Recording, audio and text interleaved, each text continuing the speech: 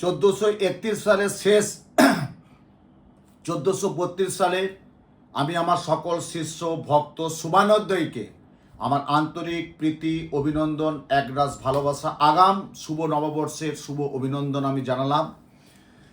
আজকে আমি একটা প্রোগ্রাম আপনাদের সামনে একটু ভালো করে তুলে ধরছি, আপনারা একটু ওয়াচ করবেন।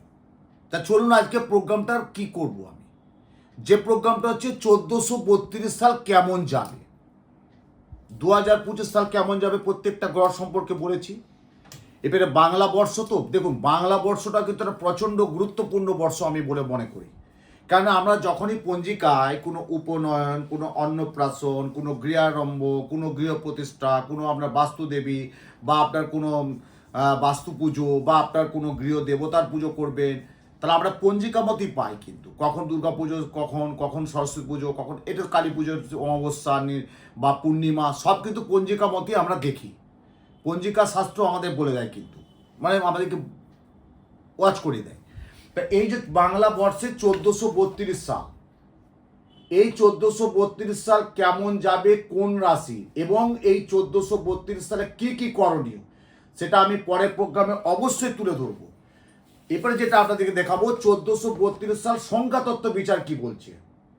দেখুন সংখ্যাতত্ত্ব বিচার আমি 2025 সাল কি বলেছি, 2 + 0 + 2 + 5, 5 আর 2 7 আর 2 9, অর্থাৎ 9 হচ্ছে মঙ্গল। আর 1432 সাল দেখতেই পাচ্ছেন কি বলেছি, 1 + 4 + 3 + 2 অর্থাৎ 10।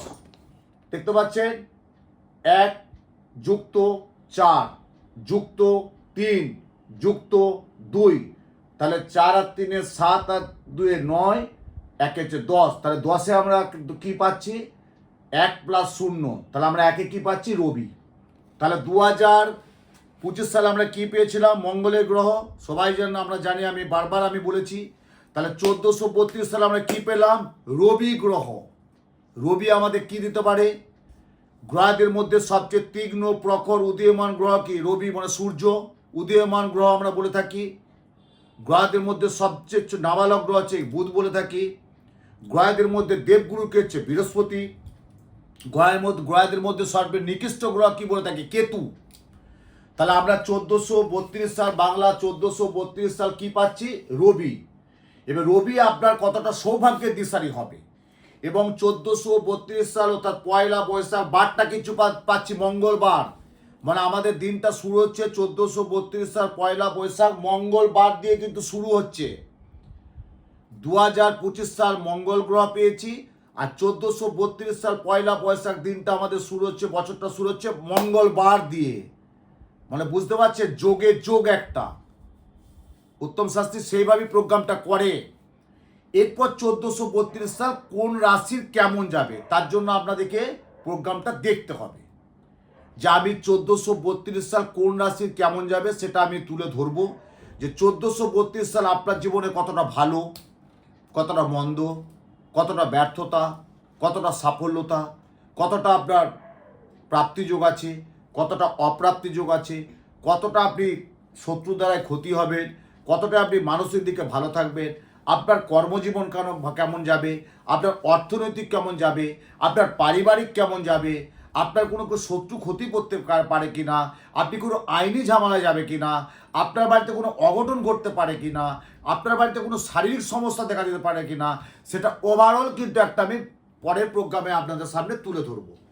এরপর যেটা বলছি, এই 1432 সালটাকে আমি বারবার গুরুত্ব দিচ্ছি কেন, এটা হচ্ছে রবি গ্রহ পাচ্ছি আমরা। যেমন 2025 সাল, যেমন 2025 সাল আমরা মঙ্গল গ্রহ পেয়েছি, তাহলে 1432 সালে আমরা কি পাচ্ছি, রবি গ্রহ। যেটা 9টা গ্রহ, 12টা রাশি, 27টা নক্ষত্র, তাহলে 9টা গ্রহের মধ্যে আমরা পাচ্ছি রবি গ্রহ। কোন গ্রহ পাচ্ছি, রবি গ্রহ। কোন সালে, এই 1432 সাল। যারা চাকরি করছেন তাদের কতটা ভালো রবি দিবে, যারা ব্যবসা করছেন তাদের তো রবির একটা অবশ্যই দরকার আছে। রবি একটা গ্রহ এবং তীক্ষ্ণ প্রখর উদীয়মান সূর্য গ্রহ বলে থেকে রবি, ঝাঁঝালো একটা গ্রহ, ঝাঁঝালো গ্রহ হচ্ছে রবি। এরপর এই 1432 সালে আপনি কি কি করতে যাবেন, বা মোটো যেটা করবেন না, যেটা আমি বলে দেবো যেটা করবেন না, কিন্তু তাহলে আপনার ক্ষতি হবে। কিন্তু কারণ এখানে ছক দেখতে হবে। যেমন 1432 আছে যাদের মাঙ্গলিক কাল সর্বদোষ আছে তাদের কিন্তু খুব কষ্ট আছে, কিন্তু খুব কষ্ট হবে।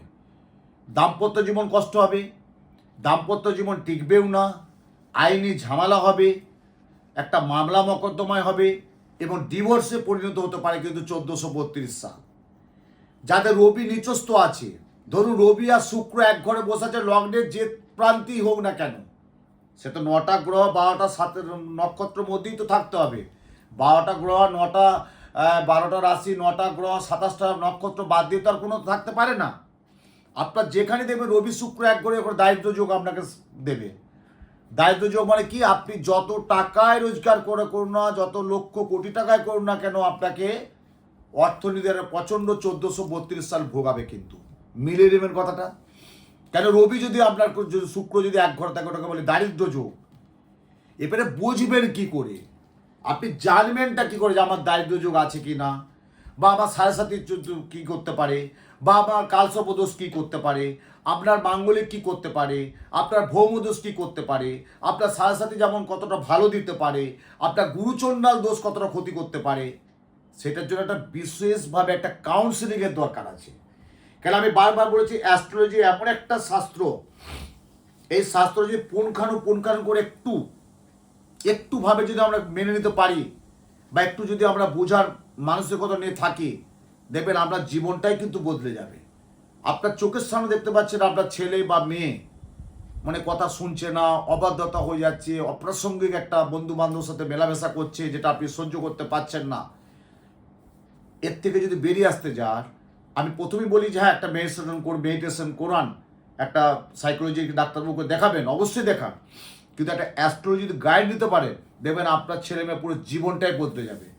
যেটা আপনি আগেও ফিল করেছেন সেটা আর কিন্তু করতে হবে না।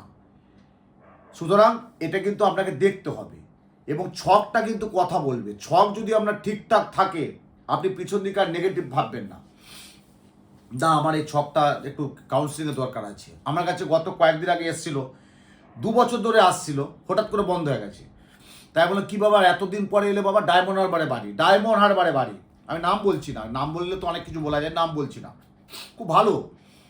আমি চিন্তা করতে পারবেন, আপনারা প্রায় 70 থেকে 75 জন লেবার কাজ করতো, তাহলে কত বড় বুঝতে পারছেন। সে বলছে, তার স্ত্রী বলছে, বাবা মানে কি বলবো আর আপনাদের এই মানে এই বলতে পারছি না, মানে উল্টো পাল্টা একটা ডিসিশন নিতে চলছে, সিদ্ধান্ত নিতে গিয়েছিল শরীরটা নিয়ে, মানে শারীরিকগত নিয়ে। সে এমন একটা বিপদে পড়ে গেছে, এক তো অর্থনৈতিক গেছে, ঋণগ্রস্ত হয়েছে, সম্মানহানি হয়েছে। আমি বলি 2 বছর ধরে তো আসছিলে, হঠাৎ করে বন্ধ করলে কেন? বলে এটাই তো আমাদের ভুল হয়েছে। তাই বললাম যে এসে ওই দিন আমি একটা যজ্ঞ পুজো পাঠ আমার মায়ের মন্দিরে বসে করে দিলাম, যাক একটু হলেও সে আজকে ভালো আছে। নাহলে আমার কানে এই অঘটনটা শোনাতো, কিন্তু শোনাই না। আজকে প্রায় 2 মাস হতে গেল, সে এখন ঠিকঠাক আছে। আস্তে আস্তে রিকভার হবে, একবারই হবে না, আস্তে আস্তে আস্তে আস্তে আস্তে আস্তে। এতদিন তো গোলমাল করেছো, আসোনি, এরপর দেখো আমি তো করে দিলাম, দেখো। তা যাক, আজকে 1432 সাল সম্পর্কে আপনাদের বললাম। এবার পরবর্তী বিশেষ প্রোগ্রামে আমি অবশ্যই বলবো যে 1432 সাল কোন রাশির কেমন যাবে, এটা আপনার প্রোগ্রামটা দেখবেন। আর এই 1432 সালের সংখ্যাতত্ত্ব যেটা আমি বললাম, অর্থাৎ রবি 1 + 4 + 3 + 2, তাহলে কি হলো, টোটাল হচ্ছে 10। 10 হচ্ছে 1 + 0 সমান হচ্ছে 10 রবি, 1 হচ্ছে রবি। তা রবি কেমন আপনাকে দেবে তার জন্য বিশেষ প্রোগ্রামটা করলাম। তা আগাম আপনাদেরকে শুভ নববর্ষের প্রত্যেককে আমার আন্তরিক প্রীতি, অভিনন্দন, একরাশ ভালোবাসা। আপনাদের জীবনটা ভালো কাটুক, সুন্দর কাটুক, 1432 সাল আনন্দে কাটুক। আমি একমাত্র উত্তম শাস্ত্রী বারবার আপনাদের সামনে তুলে ধরেছি যে 1432 সালে কী করণীয়, কী করবেন, তার পরের প্রোগ্রামে আমি অবশ্যই বলে রাখবো। আপনারা প্রোগ্রামগুলো দেখতে থাকুন, লাইক করুন, কমেন্ট করুন। প্রত্যেকেই ভালো থাকুন, সুন্দর থাকুন, সুস্থ থাকুন, সাথে থাকুন।